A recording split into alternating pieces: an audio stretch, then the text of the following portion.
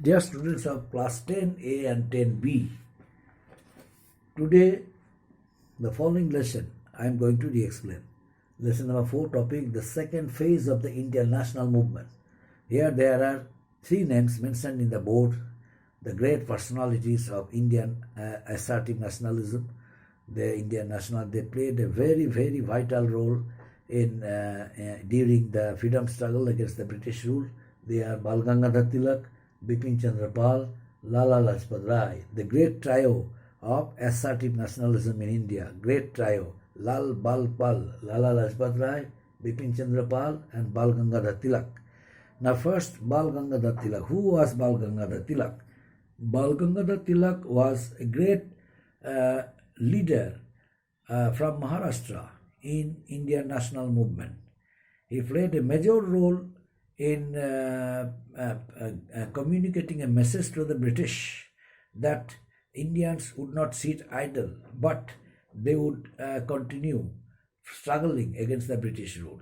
You know, the British came to India as traders, but for over a century, the British company remained mainly a trading company. But after the failure of Indian rulers, the British brought a remarkable change. They established a concept that the Britishers were superior to them and Indians were inferior. That's why they should be given, they should be allowed to rule the country, and the Indians had no capability to rule such a vast country alone. That's why it would be better for them. They would follow the instruction of the British and the British would rule the whole country. But near about or above 200 years the British ruled our country. But the British created an atmosphere. The Indians for the first time raised their voice during the first war of independence. Then a number of Indian leaders and including one political organization of India, Indian National Congress, was established, and 2 wings of this Indian National Congress were divided only because of their ideological conflict and confrontation. They were early nationalist and assertive nationalist. This very personality, Bal Gangadhar Tilak, belonged to assertive group. He, after having completed his law degree, law graduation, he contributed his life for country's freedom struggle. During that time he played a leading role in popularizing the cult of patriotism in our country, and also joined the Congress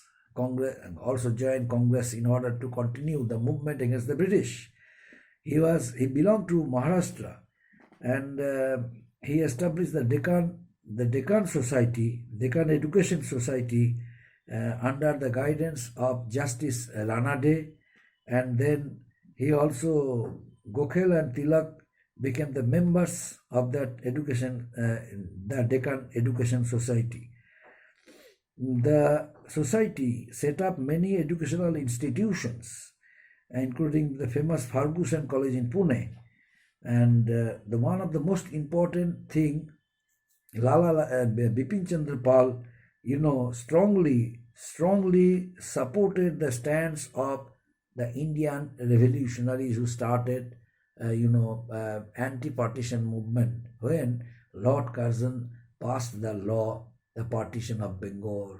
He strongly supported. He came from Maharashtra and supported directly the revolutionaries and encouraged them to fight against that act which had become a great cause of dissatisfaction among the Indian people, even mass.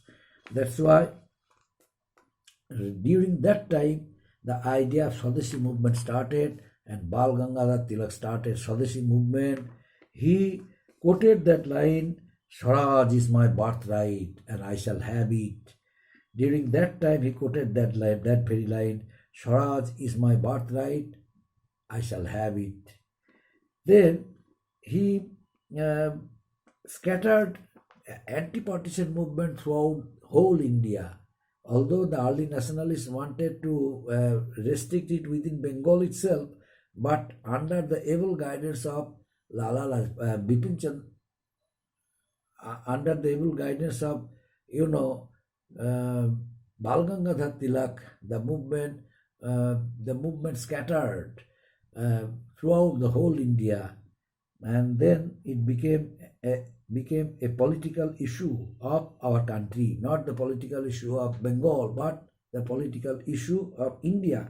He was the first nationalist leader who sought close contact with masses, and with his objective, he encouraged self-determination, patriotism, the concept of patriotism which originated from the heart of the Indians. And he also praised for the nationalist ideas. In the year 1893, Tilak started using traditional religious Ganpati festival from his own state, Maharashtra, and he also introduced so many songs and speeches for encouraging them. In 1895, he glorified Shivaji Festival, started Shivaji Festival to encourage young Maharashtrians. He started two newspapers, Maratha and Kesari, and then very soon he also published some newspapers, praised nationalism, taught the people to be courageous and self-reliant. He established the Home Rule League in the year 1916 in Pune, and for the first time he raised the slogan of self-government within British Empire. But later on, another one also followed his footsteps. He was, Annie Besant. But it is not a part of our discussion. One point more I shall discuss about Bal Gangadhar Tilak. He is known as the forerunner of Mahatma Gandhi. Now, why? This question may come. Why Bal Gangadhar Tilak is known as forerunner of Mahatma Gandhi? For 4 marks, this question came, a structured question. What will you write? There are certain points. Bal Gangadhar Tilak is known as the forerunner of Mahatma Gandhi since Bal Gangadhar Tilak was one of the nationalist leaders introduced the Swadeshi and boycott movement. The method of Swadeshi and boycott was adopted by Bal Gangadhar Tilak, which was later followed by Mahatma Gandhi. Bal Gangadhar Tilak sought close contact with the masses, what Mahatma Gandhi later followed. Bal Gangadhar Tilak, the ideas, the Swadeshi boycott and prohibition also was the program and agenda of Bal Gangadhar Tilak, which was later followed by Mahatma Gandhi.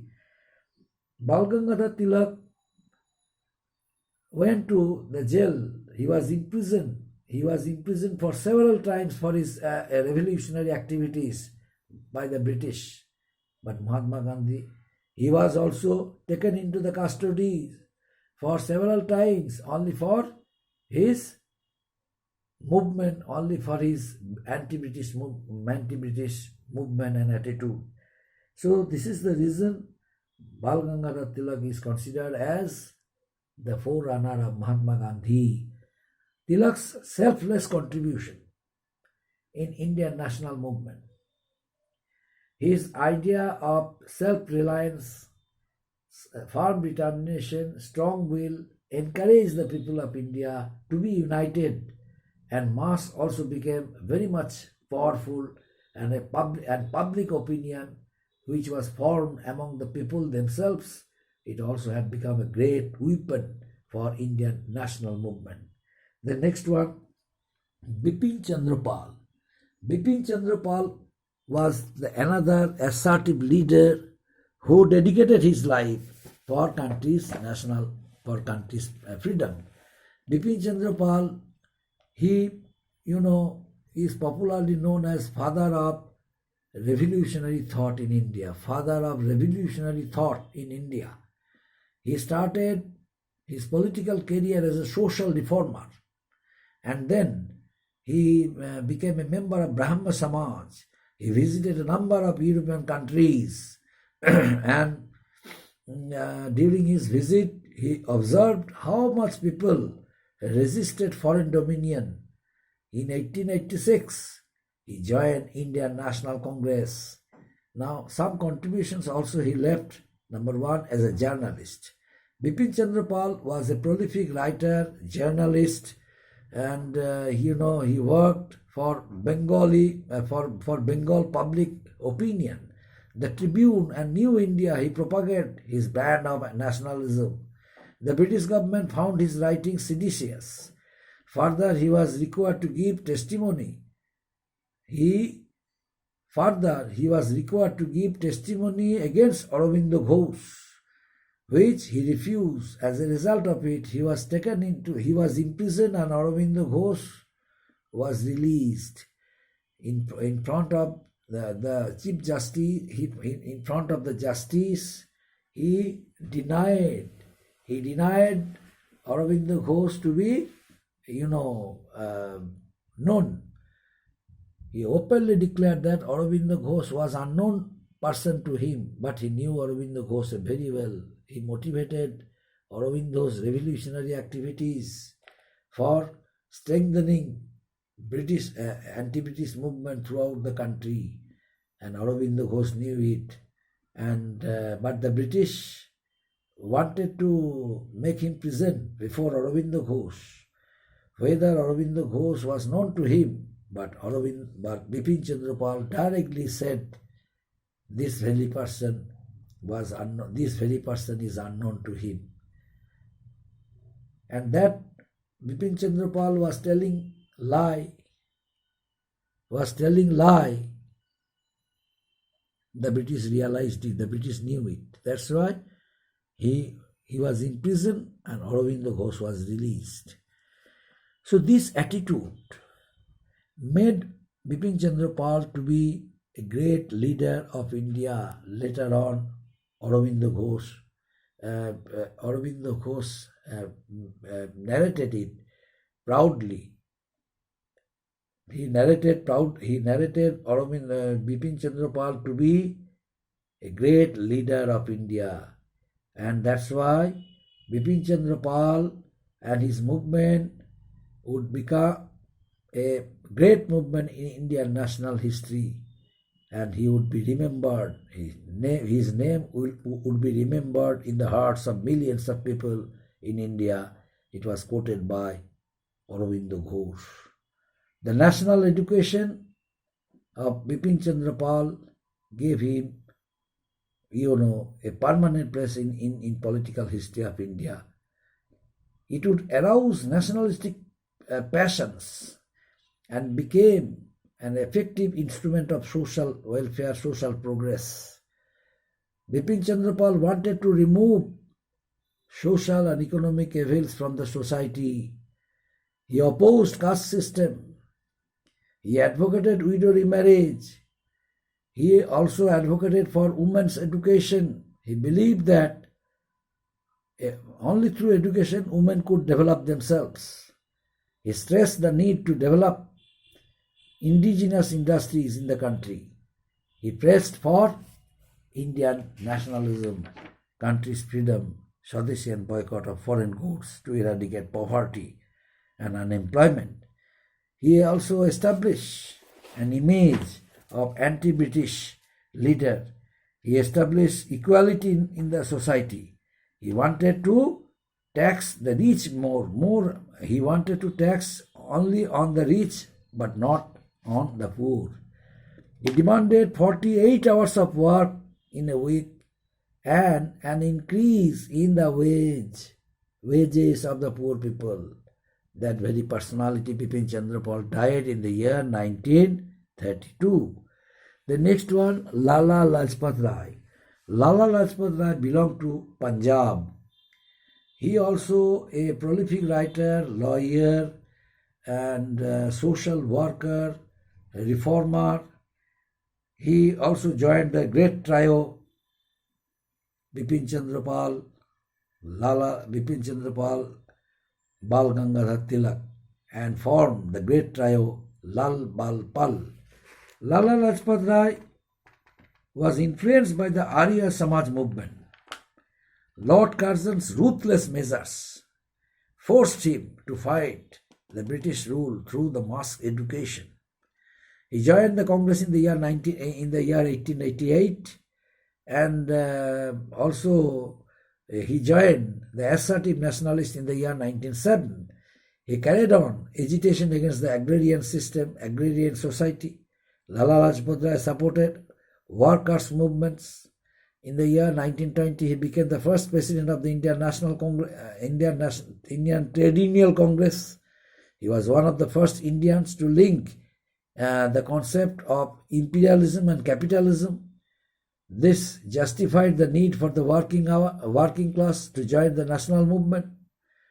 Lala Lajpat Rai arrested for several times, and he communicated a message that until he would alive in this country, he would keep on fighting, struggling against the British rule, and ultimately he proved it to be success. He proved it to be true. He proved it to be correct only when he strongly protested the Simon Commission and was conducting a meeting at Lahore railway platform.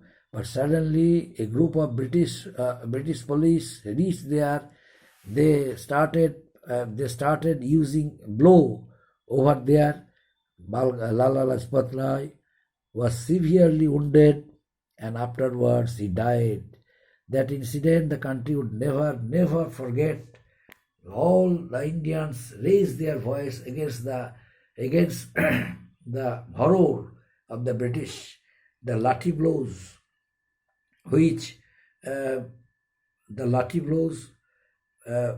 took the life of Lala Lajpat Rai.